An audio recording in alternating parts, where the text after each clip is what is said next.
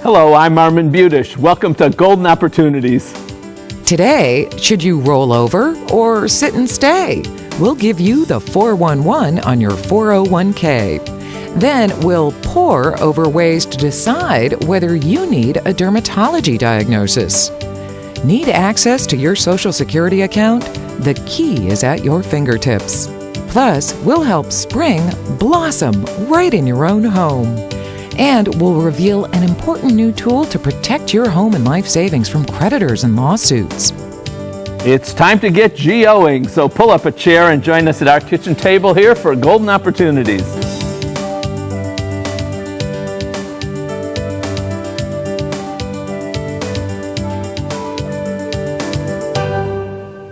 You're leaving your old job behind you, which means you have a decision in front of you. What should you do with the retirement riches that reside in a place that is now part of your past? Jim Lineweaver has 3 options to offer. Jim's a certified financial planner with the Lineweaver Financial Group. Thanks for joining us, Jim. My pleasure. So you've been with a company, you've got some sort of retirement account there, like a 401k maybe, and then you leave. What options do you have? Well, first they should call us. No. But really, what happens is they have basically 3 options. First, you can just take the lump sum. What's going to happen is, you can, whatever you have in there, there'll be some mandatory withdrawals that we'll talk about, but just take the money and run. The other one is you can just leave it there. If you have over usually a $5,000 balance, the 401k provider will allow you to leave it there and self-manage it yourself. And then also you could roll it over to a self-directed IRA and not have to pay any taxes on it when you do that. Okay, so I want to take each one of those separately and get a little bit more detail. So let's start with take the money and run. Take it all at once out of the 401k.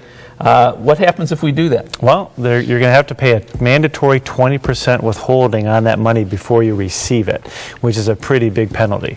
So I don't know that I would do that, but what happens is you can get that to pay off some credit card bills or anything else that you may need to do. But it's usually not the best advice because the taxes may jump you into another tax bracket with that money. So when you take the money, you're taking it out. And you have to pay taxes whenever you take money out of a 401k or any other retirement account. But it is a mandatory 20%, which can be pretty high for some people. All right, so let's try door number 2. You leave the money with the former employer, basically. Yeah, you can. Just everything's going to operate as normal. You can get on the company's website and manage that yourself. The issue is that usually in a 401k, you're very limited in the options that you can pick from. You may have 20 or 30 different options, and you may want to do something else with that money. Maybe you want to make it safer, maybe you want to buy individual stocks. You usually can't do that inside a traditional 401k. And the manager or the entity still controlling it is your former employer, which you've left. Yes, no, your money is yours, so you don't have to worry about them taking the money or anything, or if they go out of business, it's still your money, but it's still kind of tied to that company a little bit. Gotcha. So, but you could switch it at a later date? Yes. Okay. Yes. All right, let's go to option number 3, rolling it over. What's that? Yeah, this is where you can roll it from one custodian to another to, say, a self-directed IRA. And that means you can take control over that. There won't be any taxes on the transfer. If you choose to take a monthly withdrawal or lump sums at different times down the road, you can choose when you want to do that. You can also choose how much taxes are going to be withheld. If you don't want any taxes withheld on a withdrawal, then don't do it. If you want 10% taken out of a monthly check, go ahead and do it. It gives you a lot more flexibility. So you can roll it over basically to the same kind of IRA that lots of people start with, $1,000 or something when they start. Yeah, and you can fund that with CDs or mutual funds or stocks or a wide variety of different investments, which usually makes that more appealing because then you can really control the whole asset. Now, a lot of our viewers may have had multiple jobs during their career, and they have a little bit here and a little bit there and a little bit there. Do you have any advice for them? Yeah, what ends up happening is that can be really confusing because you're going to either have to jump on a lot of different websites to see what's going on or get a lot of different stuff in the mail. I would recommend consolidating that. So try to roll all those over maybe into one IRA or 2, get much better management over it, easier to handle, things along that nature. Great advice, great help, and certainly would make life a lot easier than having all these little bits all over the place. It really would. Thanks, Jim. Appreciate it. So when it comes to retaining your retirement reserves, you may want to opt for more advice about your options. And that is easy. Just give Jim a call. His number's coming up next. Learn more by calling the Lineweaver Financial Group at 1-888 313-4009 or log on to www.lineweaver.net. Next, get the skinny on your skin. But first, to get a portrait posted at this coveted corner, the candidate can't be cavorting in the land of the living because it would be illegal. Where can a personality's picture only be portrayed post-mortem? We'll read you the letter of the law when we return. Sometimes it's about beating the clock. Sometimes it's about beating fate. And sometimes it's about beating the unimaginable. But there's one opponent our team loves to beat more than any other. We love beating the odds. We are the Metro Health System. We are the proud sponsor of the comeback. To get the stamp of approval from the post office to appear on their postage, a person must have passed away. No living legends allowed. Are areas of your epidermis unusual? Are moles changing? Is your skin just looking different? Are these aberrations just life's wear and tear, or are they abnormal? Dermatologist Dr. David Crow is here with the Skinny on uncovering skin cancer. Dr. Crow is on the staff of the Metro Health System's Department of Dermatology, and he sees patients at the main campus and at Metro Health's Westlake Health Center. Thanks for joining us, Doctor. Thank you for having me. Oh, my pleasure. So we all know our skin changes as we get older. We just have to look in the mirror for that. But we can't run to the dermatologist every time something changes in our skin. We see a new mole or something come up. What should we be looking for so that we can be watching out for skin cancer? So there are a few different types of skin cancer, and my answer kind of depends on which type you're referring to. The first type is the most common of all skin cancers. In fact, it's the most common form of cancer in humans overall. It's called basal cell carcinoma. Okay. And that usually presents as a very slowly growing bump on the skin, sometimes with a central sore or ulcer that just doesn't heal. It often bleeds frequently. Okay. Usually presents on the head and neck in people who have had long-term sun exposure and have a family history of skin cancer. All right. Second type? Second type is called squamous cell carcinoma, and it also presents on the head, neck, and upper arms, areas of heavy sun exposure. Usually presents as a slowly growing bump, but in squamous cell carcinoma there's more often a thick crust or scale on top, which often feels like sandpaper, and sometimes it can even form a small, what's called a cutaneous horn growing from the top. All right. So we have one that's like an open sore, bleeding. The next one is crusted, and the third type is? The third type is malignant melanoma, okay. And while it's the least common of the three, it's also the most deadly if allowed to go untreated. And it usually either arises from or looks similar to the common melanocytic nevus or mole. And there's a few different things you can use to tell the difference between a normal pigmented mole and a melanoma, and we refer to that checklist as the A, B, C, D, and E of melanoma. Okay. Tell us about that. Sure. If you have two or more of these factors, you want to think about getting these lesions treated. Okay, so we put on the screen, A is for asymmetry. What is that? That basically refers to the fact that one side of the lesion does not look like the other if you cut it in half. Okay. B refers to border, and it refers to an irregular or ill-defined border. C refers to multiple different colors within the same lesion, or very dark colors such as black or dark brown. All right. D refers to diameter, which refers to something having a diameter of greater than 6 millimeters, which is about the circumference of a pencil eraser. And the most important, which is E in evolution, usually a lesion that's changing over a period of months. So if you see changes over months, that's a warning sign. Right. All right, so are there treatments, and are they the same for all three of these things? Well, if you catch the lesions early enough, surgical removal of the lesions is usually mandatory, or local treatments. For any of the three types? Right. Okay. For basal cell carcinoma and squamous cell carcinoma, the lesions have to be quite large for treatment to change. All right. For melanoma, it depends on the thickness of the lesion microscopically before a decision about definitive therapy can be made. If the lesions are quite thick, treatment becomes complicated, and chemotherapy or radiation therapy can become involved. All right, and we all know sun exposure really is dangerous. If we're now 60 or 70, does it matter anymore?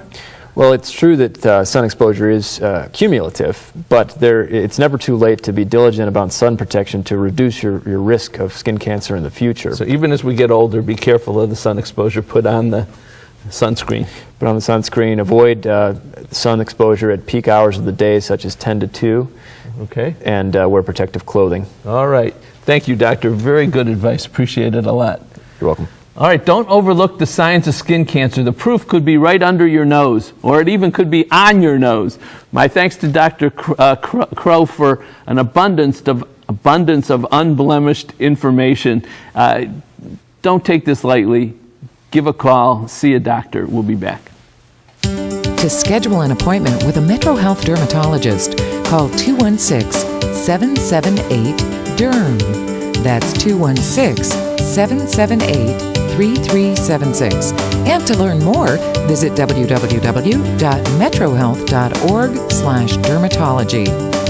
Next, get in line to go online for Social Security. Looking for places to go, things to do? Welcome to our community calendar. The law offices of Budish, Solomon, Steiner, and Peck will present free seminars on the new trust that can protect your life savings from lawsuits. On April 15th at 1 p.m., you can attend at 23240 Chagrin Boulevard, number 130, or that night at 7 p.m. at the Holiday Inn at Rockside. Then on the 17th, catch the presentation at the Middleburg Rec Center at 3 p.m. and again at the Westlake Rec Center at 7 p.m. To learn more, call 1-888-236-5173 or click to www.budishandsolomon.com. You have a question about your Social Security benefits. So many of us do. So what do? You can trek down to an office, you can call them directly, or in a few seconds, you can have the information you need right at your fingertips, right in your own home. I know which sounds easiest to me. Brandon Smith is here to tell us how to let our fingers do the walking when it comes to accessing our Social Security information. Brandon is a public affairs specialist with the Social Security Administration. Thanks for joining us, Brandon. It's good to be back. So, lots of folks out there have questions for Social Security, don't they? We know we're well aware of that. And just to give you an idea of the volume of work that Social Security processes, last year alone, we processed almost 9 million requests for the benefit verification letter. And like you just mentioned before, a person can go to their local law office, they can call us and get that information mailed to them. All right. But now they have the option of going online and creating a My Social Security account. They can get From home? From home, or library, computer center. Great. They can get that information instantly, and then they can immediately use that to apply for lines of credit, housing. It gives them proof of their Medicare situation, that they're receiving retirement or disability benefits. So it's instant information for them. We all have to be so careful now about our Social Security number. Is it safe to do what you're describing online, to go online and get your Social Security information? I'm glad you brought that up, because protecting the privacy of the American public is a high priority at Social Security. We're only going to unveil new online services when we're confident that their privacy is secured. We use the strongest commercially available encryption to make sure their information is secure when it's going over the internet. And what about if you do it from a library? You mentioned you could use a computer at a library. Is that safe? At libraries, most of the time, they'll tell you that you want to be careful about what information you use there, but most of the libraries I know here in Northeast Ohio, they have Wi-Fi, so if you have your own device and you feel confident using it, you can use the Wi-Fi at the library and use your own device. All right, so tell us about what actually we do when we want to go online. Sure, you go to our website, which is socialsecurity.gov/myaccount. All right. And we pay benefits to close to 1 out of every 6 Americans. So people can, they can go on our website, they can create a PIN and password, they'll answer some basic questions that only they would know. And Okay. from that, they can change the address, they can do telephone changes, direct deposit changes, online instantly. They can view their earnings history. So it's really a lot of information they can do online at our website, socialsecurity.gov. You can change your address, you can change the deposit information, all kinds of things, huh? Yes. Wow, that's really great. So, is this only for people who are already getting Social Security benefits? Not at all. If a person is not receiving Social Security yet, they can use My Social Security to view their online statement. You have to be at least 18 years or older. You have to have a valid email address, U.S. mailing address, and of course your Social Security number. But you can sign up for get an account, once again getting that username and password, and now you can use My Social Security to view your statement, see how much money you've paid into the system, how much will you receive at different ages for retirement, if you become disabled, if you unfortunately pass away. It mirrors the paper statement that people used to receive in the mail. And we're putting up on the screen some of the things that you can do on your online statement. Yes. All right, now, does this apply only to Social Security information, or does Medicare information also come through this online service? Your benefit verification letter, if you're already receiving benefits, will give information in regards to if you're getting Medicare or not. If you're not receiving Medicare yet, of course, it won't show that information online. All right, well, thank you very much, Brandon. Really appreciate, as always, your great information. Thank you so much. A My Social Security account will allow you to personally and directly access your Social Security information, as well as handle questions and requests at the touch of a button. And the best part, there are no long lines when you log on. My thanks to Brandon Smith for keying us into this important information. Find out more at www.socialsecurity.gov/myaccount. And for questions, call Social Security at 1-800-772-1213. Next, spring into action. It's time to get up and go. An exercise minute on golden opportunities. Hello everybody, I'm Mike Harbin from Breakout Fitness, and today we're going to work our lower back muscles by doing my favorite exercise, the Lying Superman. This is a great one because it's going to help us stand upright and have better posture because we're going to have a stronger lower back. You ready to go, Armand? I'm ready. All right, today we're going to be lying flat on our stomach with our hands out in front of us and our legs straight out behind us. We're simply slowly going to raise our right hand and our left leg up and squeeze for a 2 to 3 count and back down. Left and right, up and squeeze. All right, slow and steady. Remember, you don't want to do no jerky motions, that could hurt you. All the way up and down. How's that feel? Feels great. Opposite legs there, opposite hands, you got it. All the way up. 12 to 15 repetitions, 2 to 3 times a week, and now it's your turn to get up and go. How's that? Perfect. I can't even figure out which is the opposite. For your copy of the exercise booklet, please send $1 for postage to Golden Opportunities, 23240 Chagrin Boulevard, Suite 450, Beechwood, Ohio, 44122. Spring has sprung. The bunny rabbits are out. Maybe your home still looks as bare as the trees in winter. Ready to help your abode blossom?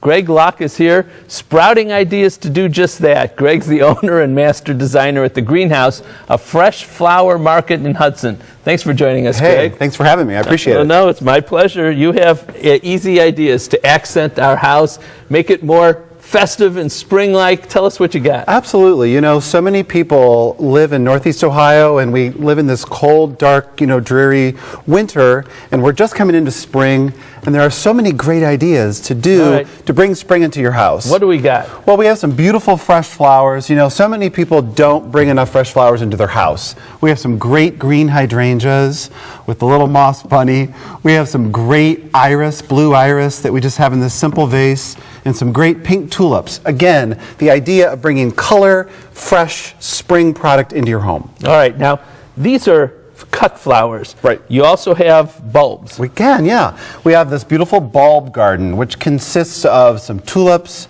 some hyacinths, some daffodils, and this really cute pink kalanchoe blossom down there. And we have twigs and moss, and this is just presented in a basket, but bulb plants last a lot longer than fresh flowers would. So this is another great idea. Why would anybody, bulbs seem so much better because they keep coming back. This is a one-time. That's a one-time cut deal. flower. And the great thing about this, you can plant it in your yard, and it'll come back year after year. All right. So that's nice.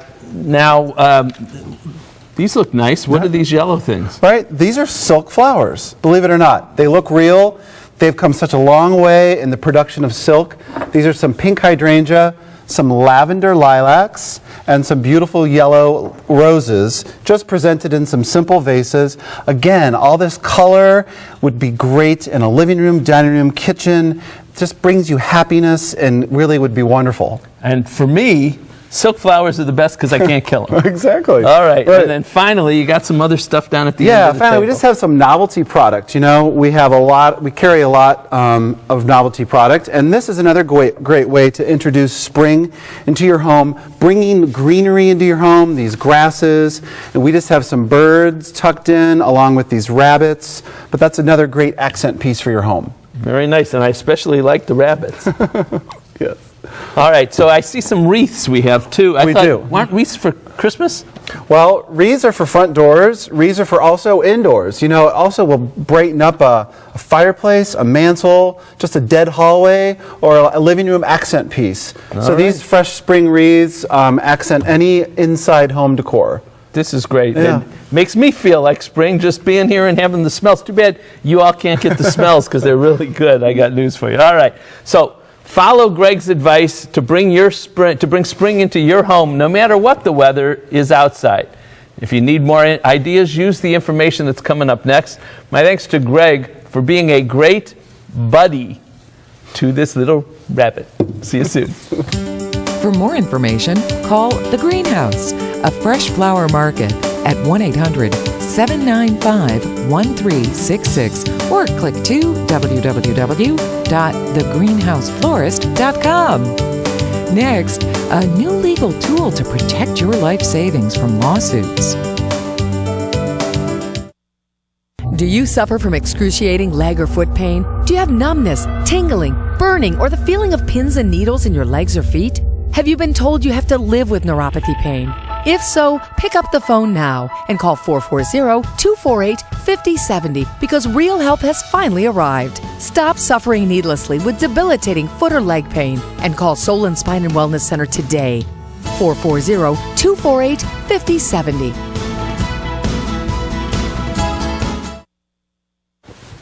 Did you miss a phone number or website? Here's your second chance because we're going to list all of that information again. Then we'll be back with ways to ward off losing your loot in lawsuits.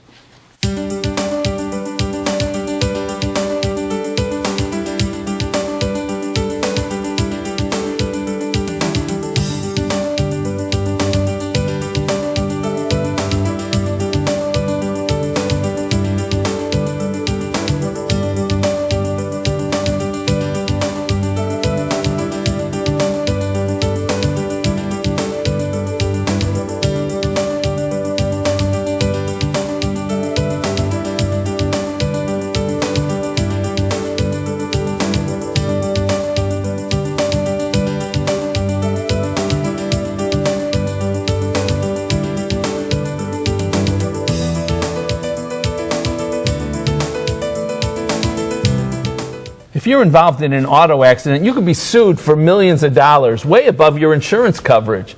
Everything you've worked for, your home and your life savings, could be taken from you. My law partner, Mike Solomon, is here to reveal a new legal tool that can put the brakes on your liability. Thanks for joining us, Mike. So what's this new legal tool that can protect our home and our life savings from lawsuits or creditors? Well, it's called the Ohio Legacy Trust. It's a new law just passed by the Ohio legislature, and it allows you to set up a trust. It's a major, major change, by the way. It allows you to set up a trust, put your assets in the trust, and have those assets protected from creditor claims. So if your savings or your home is in there, they can't touch it? That's right. If you do it the right way, it'll be protected. So who should consider getting this new legacy trust? Well, theoretically, anyone could be sued for money, but many people, for example, doctors have a risk of malpractice, but you can get in an auto accident and run into somebody and have millions of dollars of damages. So anyone who's worried about those sorts of issues should consider it. I just had somebody who's got some little rental house, and somebody could slip and fall and sue them. That's right. All right. So how does the legacy trust work? Well, you have to follow the statute, but number one, you set up this specialized trust, this legacy trust. You have a trustee, has to be an Ohio resident, but it could be your spouse or your children, for example, or an Ohio bank, a trust company. They're the trustee, they manage the funds for you, put the money in the trust, the assets in the trust, and then it's available for you or for whoever you put in the trust, but it's protected from creditor claims. Well, there's always, when there's pluses, there's minuses. What are the minuses on this? Well, some of the minuses are that you put the money in the trust, you have to ask somebody else for the money if you need it, the trustee. You have to trust the person you're giving the money to. But that could be your spouse. That's right. Or an adult child. So, and if you have confidence in them, they can handle the money, but someone else is handling your money for you. However, by the way, you can have the right to control the investment decisions.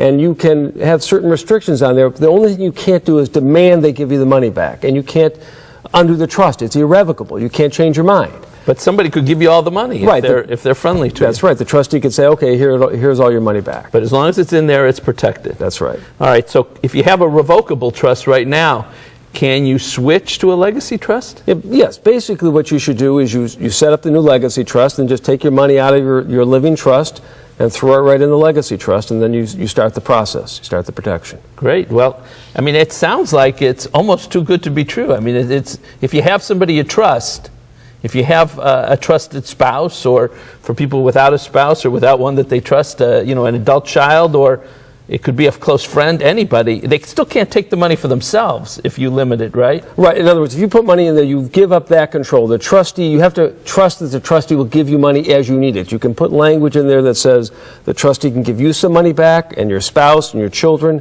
But you can limit who the trustee can give money to. Right, so indirectly you can have a lot of impact. You can make the investment decisions, you can prohibit them giving money to other people, you just can't mandate they give it back to you. So you can say it goes to this child but not another one. That's right. Great. Are you worried about lawsuits and creditors grabbing your home and life savings? If so, the new Ohio Legacy Trust may be right for you. For more information, we'll be hosting a free seminar in a couple weeks, or you can give Mike Solomon a call. We'll be right back. Call Budish, Solomon, Steiner, and Peck at 1-888-236-5173 for more information or to schedule a speaker for your organization. Or log on to www.budishandsolomon.com. Thanks for joining us today. Until next week, please make the most of your golden opportunities. Would you like to join our kitchen conversation? All you have to do is call toll-free 1-877-765-1543 and leave us your question, name, and phone number. Or log on to www.golden.tv for all the latest information and show updates.